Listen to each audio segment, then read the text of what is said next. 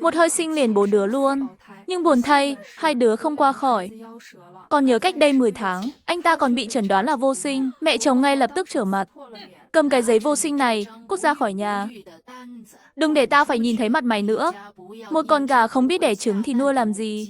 Vậy mà hôm nay, Uyển Nguyệt đã trở về. Những ngày qua cô ấy cứ cuốn quýt bên Bắc Thần. Tự giác chút đi.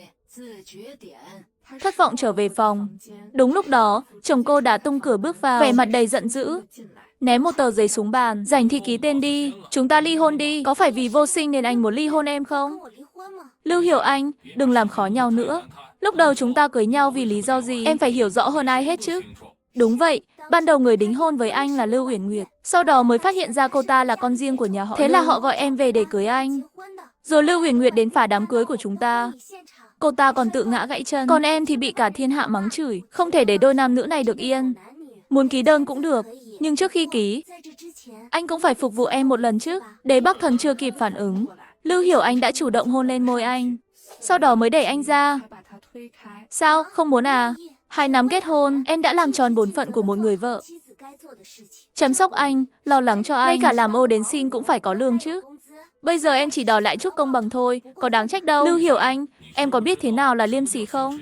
Cậu nghĩ dùng cách này để chọc tức tôi sẽ làm theo ý cậu sao? Là không muốn hay là không thể? Hay là địa thiểu thật sự vô dụng như lời đồn bên ngoài? Thần xác bất lực. Lưu Hiểu Anh, cô chết chắc rồi. Ngay bây giờ tôi sẽ cho cô thấy tôi có thể đến mức nào. Nói xong, anh ta không chút thương tiếc nắm chặt cầm cô lại và đáp trả bằng một nụ hôn. Sau một đêm chiến đấu căng thẳng, Lưu Hiểu Anh hầu như không ngủ. Sáng sớm đã dậy dọn đồ đạc. Sau khi ký tên vào đơn ly hôn, cô còn để lại một mẩu giấy và 10 đồng. Năng lực quá kém, tôi rất không hài lòng. Lần sau đừng phục vụ ai nữa, sẽ làm khách chạy mất dép. 10 đồng này coi như phí công tối qua. Không cần cảm ơn đâu. Đến trưa, Đế Bắc Thần mới từ từ tỉnh dậy. Khi anh cầm mẩu giấy lên và đọc kỹ, tức giận bùng nổ ngay lập tức. Cái con đàn bà khốn nạn này dám sỉ nhục tôi. Anh tức giận lao xuống tầng dưới.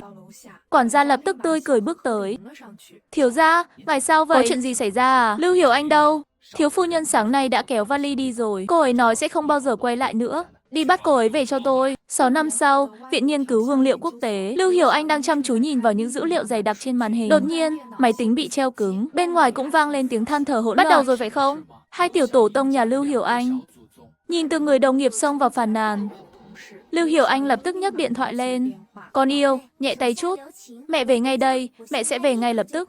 Dừng lại mau, tất cả các con. Đây chẳng phải là vị thần y nổi tiếng của chúng ta sao? Nhà điều hương sư hàng đầu quốc tế. Cô Lưu Hương tiểu thư phải không?